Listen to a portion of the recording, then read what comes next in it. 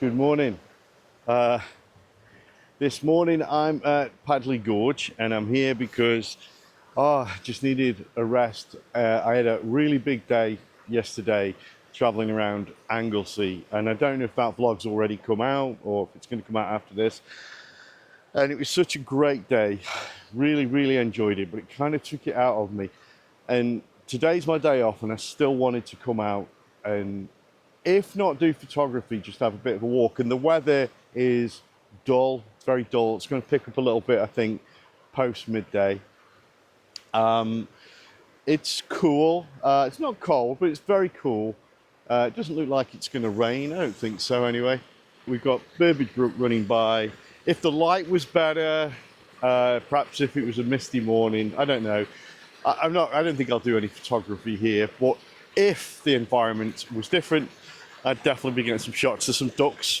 My lords just landed there. It's all very twee and quaint and thoroughly British, and I love it. But I'm going to move on into the woodland, and I'm going to be going very slowly today. I'm just strolling. I ache a little bit. I'm sore. My knees are giving me a bit of jip. But yeah, it's Padley Gorge, so I know I'm going to have a nice time, and I have no expectations on photographs today. I just want to be here with the camera just in case. Sure, you can see straight away that it's exploded in Padley Gorge now. It's getting very green. There is one thing I'll say about this particular area. The trees aren't too close to each other because they're wild and not been planted in a regimented order. Every tree has sort of got its own space, so you can get between them, and to some degree you can still find a focus on a particular target, but it can be tough. It can be tough if what you're photographing is brown, covered in green, and then what's behind it is green, and what's the side of it is green, and the hue in the woodland because of the light coming through the leaves is green. Well, you've got a green problem, haven't you? So this is the challenge. This is where your skill set comes in, your imagination, your technical knowledge of the lenses. Shallow depth of field, for example, is a big friend when you're out in these places at this time of year. I might put some of that to work today just to hopefully show you what I mean. And I will, over the last few years of vlogs, I've tried to steer away from the technical side in a big way. It's more just about me bumbling through woodland and sort of sharing experiences, if you will. And apparently I'm occasionally funny, but that's not the goal. The goal is shared experience and I hope inspiration, which does seem to be working. But the reason for this sort of slight change of tack is that I've had quite a few messages from folks about what cameras they're using, and also that there's a lot of bridge cams, point and shoot camera users, phone users especially, and they want to make the not substantial leap, but nonetheless a change into DSLRs, swapping lenses. And I must admit, I watch a few vlogs and I don't see as many people changing lenses as frequently as I do. And I often wonder, now, is that a flaw in my ability? Or is it just simply that's what I do? But I do. I've got 4 lenses on me right now. I obviously try and get as much of an open aperture available to me as I can afford, and that's where the cost normally comes in. But yeah, so I will share a bit more of that, and hopefully let me know in the comments if you think that's a good thing, or if you'd prefer not to hear the technical side, would rather just see the woodland. Oh, more footage as well. I'm going to try and make sure I add more footage, because I think looking at the places I'm in rather than looking at me, well, it's a pretty obvious plus, isn't it? I think I've got a shot behind me. Camera's going to follow my face, unfortunately, but do you see the the tree reaching over, going up? It's quite nice in and of itself. It's got good shape. Background's a bit tricky. And currently I've got my 24-105, which is what I generally walk around with, because it covers a good range of focal lengths for me. But just sitting underneath this tree, literally where it arches, is a fantastically shaped dead tree just there. Now there is a straight tree which is problematic. I don't think I'm going to be able to do anything about that. But then there's another spiraling, twisting tree going up.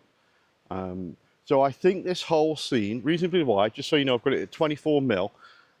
I'm going to, because I'd like to play with the depth of field, I'm going to put a 50 mil on after, which is 1.4 prime. And I'm going to, you know, go back and just to see how different that makes it, and whether that depth of field, the shallow depth of field I'll get from the lens, is going to keep the integrity of the image that I'm trying to get, integrity of the scene, or whether by going too far back I just lose it, and then this becomes part of that problem that we have with massive green. So I'm going to just roll over there and show you the key points of the composition, so you can see I'm actually making a composition and not just pointing the camera at some trees, and then we can see how the difference in lenses affects the scene. Whether it works or not, it might just be shite. I had to stop the vlog there because a chap came past with the most adorable little, it's like a Jack Russell, but he looked like a Doberman. It was gorgeous. I digress. I like dogs. So let's talk about this shot. So what we got? This lovely arching tree. This alone, I think, great character, lovely shot, all kinds of weather. It's got just enough around it, a little bit of foreground there. These lovely bushes here, I don't know what they are, but I never know what things are. Then there is a couple of, these are very thin, so these won't make a difference. There's a tree there. There's a tree there, it's a bit thicker. It might be just thin enough not to make a difference. Then we got this one. Let me just make sure I don't destroy any greenery. Look at that, absolutely beautiful. That is a cracking, in and of itself, that is a wonderful subject in the right light. And then there's the straight tree. Then we've got this twisting one. I'm going to go deep now, deep. We've got this twisting, spiraling tree. Fantastic. Now, but can we make a composition of it? Is there just simply too much green to make it work? Do I need shafts of light coming through? Do I need mist? Yeah, I do need mist. So that's the 24-105, shot at 24 mil, so, you know, quite wide. 50 mil, well, essentially I've got to go double the distance back, so I'm going to have to move. There's some foliage behind me. I'm going to try and move towards that. And then I've also got to hope when I'm using something that's going to bring me closer to the subject but take me further away, is something going to get in the way? Right here I'm perfectly clear, nothing in the way, but is something going to get in the way as I go backwards? So that can be another issue.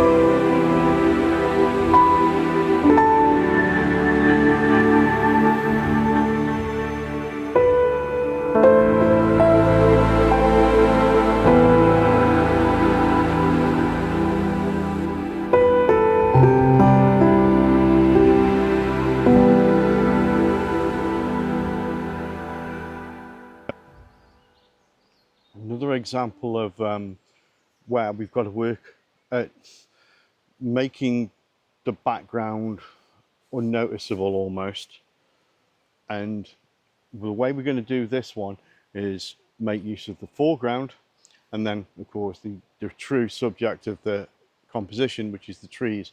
So let me show you what we're talking about. So pretty obvious that it's this tangle, this writhing bunch right here. And then look at this, what we've got for foreground. We've got some beautiful fern has come up. Not too much that it overwhelms the scene. And then in between these moss-covered boulders, yeah, good shape to them, quite strong, but softened by the ferns. And then of course it leads up to the trees. So that's, I'd say there's a composition there.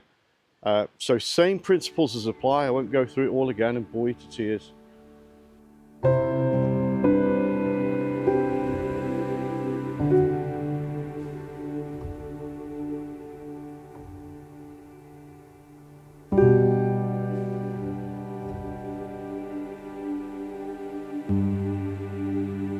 It's worth mentioning that while I don't have great light right now, what I do have is consistent light, and that can help. So as I'm messing around with the focal length and the aperture, nothing's changing in the environment, so I can be pretty sure that I'm working with the same conditions while I'm faffing about. So it's another plus in what would otherwise be, you know, with a pudding factor 5 sky, a bad thing. So yeah, you've got to take what you can, take these pluses. Switch to the 7200. Just gonna, I want to try and catch a squirrel, and I've seen a few prancing around, but they've always got their arse to me. Like, I took a picture of a red squirrel in Anglesey yesterday. It was great to see them. And you know, grey squirrels can be fun, but a grey squirrel's arse does not a good composition make. Anyway, so I switched this, where I can still get some good woodland shots with this. 70mm f4. It's a bit tough work with when everything's so close. But if I see something coming up, then maybe I can get a shot with it that way. Sorry, I keep looking away because I'm watching the squirrels to see if they're taking an interest in me and like prance down and see if I've got any food for them, which I haven't, unfortunately. I have not. Should have bought some crisps or something. I didn't. For a sandwich though, maybe? No, I want that. I want my sandwich. I've decided to take an early break. Not because I'm tired or even particularly hungry, but this is a nice little spot. There's an open area here and it's surrounded by trees and it's quite pretty. But I've seen a few squirrels hopping around and some interesting birds flicking about, I'm guessing. So I've got the 7200 on, as I said, and I thought if I take take 5-10 minutes just to chill out, and you should always do this anyway, you should always just chill and enjoy where you are rather than just like trying to devour the photography. And you know, maybe something will crop up in this little area, this busy little area. Maybe I'll get a little squirrel close enough for the 7200 to take a good shot of it while I'm eating my sandwich, and then we can share. Where's my cup?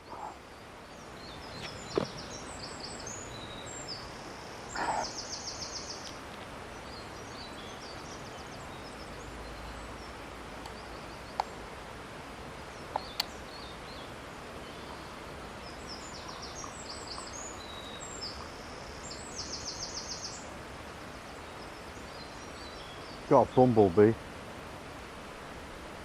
I don't have a lens to get that bumblebee.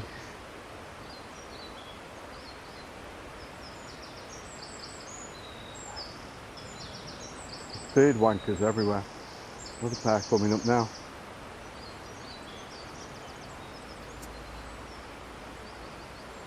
Don't come talk to me. Given that I lost something substantial yesterday, it's probably time I updated you on things I've lost or broken recently. So let's start with circular polarizer for the 67mm lenses. I think 67mm thread. Lost. Two filters, because they fell out of my filter box. My fault, entirely. Then yesterday, I left behind somewhere a box, my K&F Concept square filters, 200 quid worth, left them, don't even know where, might find out when I look at the footage.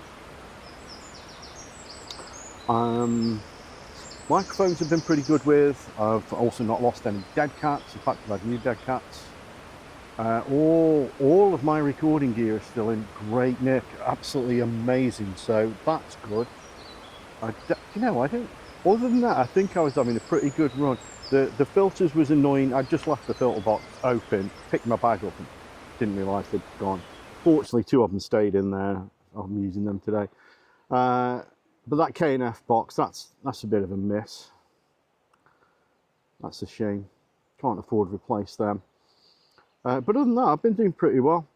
I'd up until yesterday, I thought done pretty well. So anyway, next month we'll have another countdown of things that Ed has lost or broken. This is going to be the last composition of today. I have done some other things. I've done some water shots and that sort of stuff, but they're mostly pretty crap. So I'm not going to show them off. Instead, I thought before I leave, let's try another shot as a composition and see how we're going to work it and show you why I'm choosing different lenses. So this one, great pair of trees. There. Hopefully you can see that, yeah. Now, okay, problems with this composition. Yeah, let's look at the cons before we look at the pros. Well, we've got a very strong tree right next to it there. Good foreground with these boulders, but if that's there, I'm going to have to get closer to it to take that out of the shot if I still want to keep a bit of width either side. Kind of drops off this side. There's nothing here of interest, but that's okay. If anything, that helps. So if I'm back here and I've got a, let's say a 50mm on, it's going to fill the lens. If I've got a 24-105, it's just not quite. I have to come back a bit, and then that brings that tree in and it closes in on it, and it smothers the composition, in my opinion. Whereas with the 15-30, I can get in closer. I can still keep some. I won't get them all in, but I can keep some of the rocks in the foreground. But more importantly, I can get all of this in, all of the shape. It's a grey sky. It's not too bright. I'm going to try and do this without filters. I shouldn't have to, really. If I do, I will tell you. But that's the goal. And okay, why do I want to take the shot? Well, I love the way, even though we don't have great light per se, but the shadowing on these trunks is really nice. It's really subtle, and it makes these a little bit sinewy. I like that. I guess really where I'd want the light is maybe just dappling the leaves and perhaps striking the boulders to give them a bit of life. But given that they aren't the focus, I'm okay with that. I'm at peace with it. So there you go. So I'm going to use the 15-35. That's to get in closer, but also to give me the space I want either side and to keep some of the boulders in as a foreground. Now, unfortunately, I can't afford expensive lenses, so I'm probably at best going to get it down to about f5, maybe even f6. So I'm going to struggle to blur out the background. It's not quite distance enough from the subject to blur out, which is a shame. The rest of it won't be a problem, but there is a large amount of tree. Now, the good news is most of it's leaves, so it'll kind of get lost anyway.